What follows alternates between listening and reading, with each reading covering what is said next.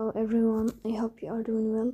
Today we'll talk about how to fix or how to solve the problem of failed opening on the application of LinkedIn.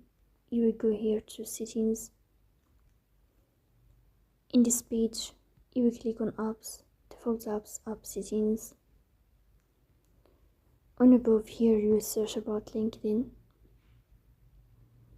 In this page of app info, you will go here to first stop and you will click OK. Then you will enter to storage. Then we click on clear cache. In the end, you will turn off your phone and you will wait a moment to restart your phone again to fix that problem.